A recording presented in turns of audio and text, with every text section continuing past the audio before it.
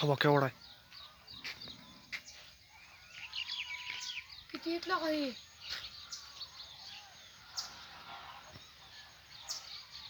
तो पाणी घाल.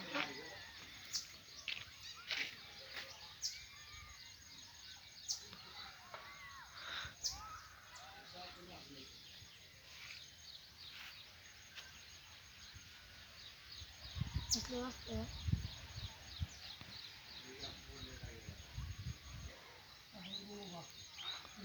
आकार बघ.